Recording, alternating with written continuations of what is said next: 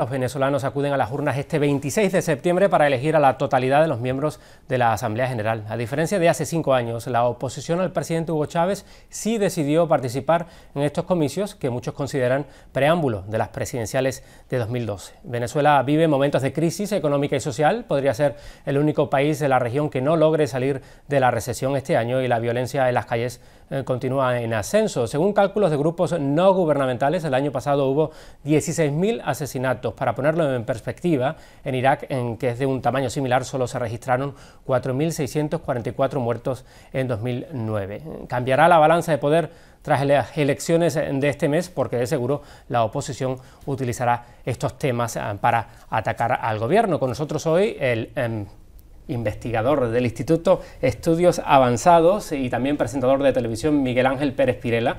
Tenemos al profesor universitario de la Universidad Complutense de Madrid, Juan Carlos Monedero, que también es investigador del Centro Internacional Miranda, y también del mismo centro, investigador y economista, Víctor Álvarez Rodríguez. Muchas gracias por acompañarnos, y comenzamos con usted, Miguel Ángel. ¿Cree usted que va a haber un cambio en la balanza de poder tras las elecciones parlamentarias? Bueno, primero que todo, gracias por la invitación. Un primer elemento que ya usted ha dicho es que van a haber otra vez más elecciones en Venezuela, ¿no? Y ya es un hecho muy importante, porque recordemos que las matrices de opinión internacionales e incluso en muchos casos nacionales presentan a Venezuela como una especie de dictadura en el cual no hay elecciones, ¿no? En los últimos 10 años hemos roto todos los récords mundiales de elección, y el Consejo Nacional Electoral, que es precisamente el árbitro, ha sido felicitado, observado y de alguna manera arbitrado por organismos tanto nacionales como internacionales. Hay otro elemento fundamental que es importantísimo y que usted también acaba de señalar, que en estas elecciones sí se va a presentar la oposición venezolana. Hace 5 años, usted lo recordaba, ellos no se presentaron. Es decir, aquellos que durante 10 años han criticado un supuesto partido único, trataron de crear ellos mismos el partido único, separándose de la oportunidad de presentarse a unas elecciones, y finalmente se dieron cuenta que fue un error político garrafal. Ahora se están presentando y de alguna manera están legitimando el Consejo Nacional Electoral. Esto ya de por sí es una grandísima riqueza para Venezuela. Pero según los datos, con esta presentación de la oposición, ¿piensa que va a haber un cambio en la balanza de poder, que ahora mismo sí va a haber una oposición real en el Parlamento al presidente Chávez?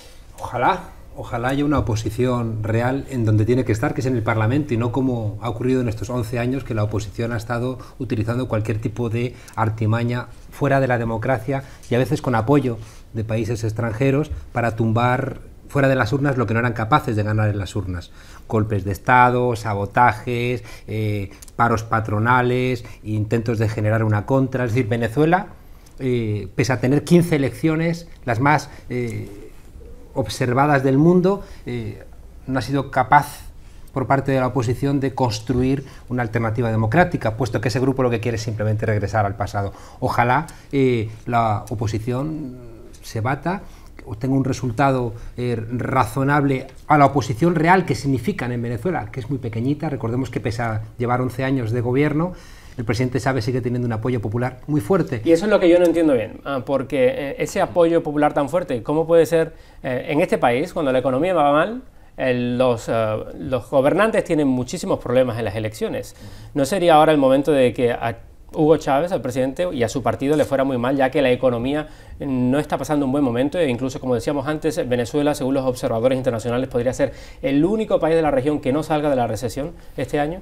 Mira, la economía venezolana hay que entenderla muy bien, ¿no? Porque una de las grandes fortalezas que tiene el país es justamente la posibilidad de administrar de manera soberana la caudalosa renta petrolera que el país recibe, que antes era administrada desde PDVSA como si de una propiedad privada se tratara, y ahora justamente esos recursos están siendo utilizados para saldar la enorme deuda social que heredó el gobierno del presidente Chávez, y que gracias a la inversión social de la renta petrolera se han podido reducir de manera drástica los niveles de desempleo, el porcentaje de población en condiciones de pobreza, el número de hogares en pobreza extrema.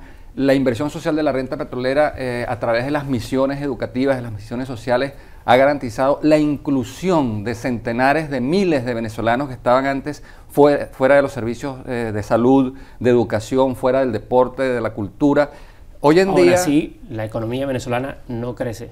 ¿Cómo puede explicar usted eso? Por eso te lo iba a explicar. El gran poder que tiene el Estado venezolano para utilizar parte de esos recursos a través de incentivos fiscales, exoneraciones de impuestos, a través de incentivos financieros, créditos a bajas tasas de interés para el sector productivo, a través de las compras gubernamentales que están siendo orientadas en función del aparato productivo, nos señala que Venezuela en este último trimestre y en este segundo semestre ya vio cómo está tocando fondo en una crisis que Venezuela resintió como resultado de las corrientes críticas a nivel internacional que terminaron repercutiendo sobre Venezuela. La crisis económica y financiera internacional repercutió sobre el país, bastante guapió la economía venezolana, pero está tocando fondo, está saliendo y los pronósticos son alentadores, es decir, para el segundo semestre del año las tendencias son de recuperación, de reactivación de la economía, de recuperación de los niveles de empleo, y un pueblo que concurre a las urnas sabiendo que tiene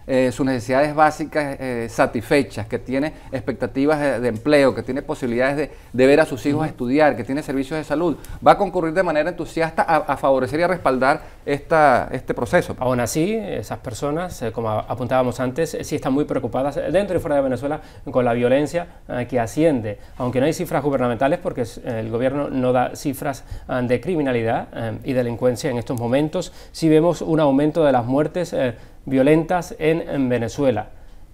¿Cómo está ocurriendo esto? ¿Por qué está ocurriendo? Es tan estúpido negar el tema de la inseguridad en Venezuela como hacer del tema de la inseguridad en Venezuela el elemento fundamental de la campaña electoral, y es precisamente lo que está haciendo en estos momentos la oposición. No nos olvidemos que desde hace un mes y medio, te lo digo con mucha propiedad porque sabes que tengo un programa de seguimiento diario, de preparación de 2 horas y media, todas las mañanas de las 4 a las 6 de la mañana, preparando un programa de media hora. Te puedo decir que el centimetraje que se le ha dado, sin hablar del tema audiovisual, al tema de la inseguridad nos denota una campaña electoral fundamentada en la necrofilia, fundamentada en la muerte. Esta campaña electoral... Pero es que estamos hablando de índices, uno de los países más peligrosos del mundo. A eso voy.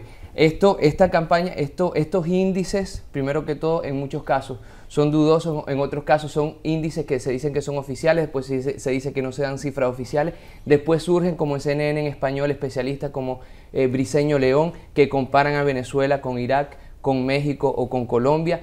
Se toma en consideración algunos índices y otros no se toman en consideración, y lo importante es que en estos momentos una elección de cuarto nivel en cualquier país del mundo, es decir, presidenciales, gobernadores, alcaldes y después legislativas, viene siendo acompañado por una campaña que ha colocado la inseguridad como un elemento de necrofilia, y que ha sido acompañado con El País, con el New York Times, con CNN, etcétera, etcétera. Existe un real problema de inseguridad no solamente en Venezuela, sino en toda la región. Pero, por ejemplo, alguien como usted, que vive entre Madrid y Caracas, ¿cómo ve la situación de violencia en las calles en Venezuela? Pues lo veo exigiendo que no nos metan en un determinado frame, en un determinado marco para que pensemos como algunos parece que quieren que pensemos. Cuando le preguntabas a Víctor acerca de la situación económica, yo devolvería la pregunta: ¿cómo es posible que en un momento de crisis económica en mi país haya 5 millones de parados, o en Estados Unidos los trabajadores vean constantemente empeorar sus condiciones, y Venezuela, que también está pagando su cuota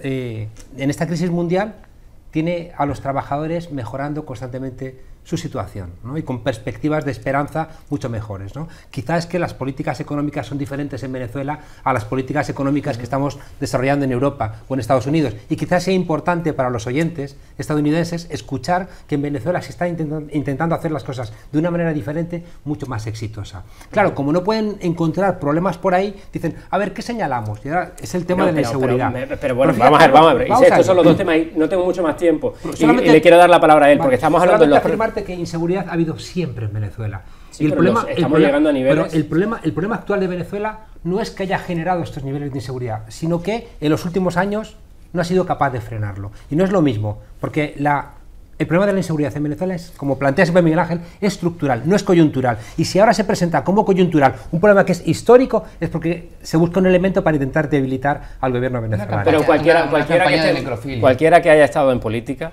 sabe que violencia en las calles o inseguridad ciudadana y economía son los temas principales para el votante medio. Sí hay un grave problema de delincuencia, de violencia en las calles en Venezuela, que ha crecido en los últimos años y que el gobierno no ha sabido controlar. Mira, hay enormes retos que el proceso de transformación y de cambio que tiene lugar en Venezuela hay que encarar en los próximos años, ¿no?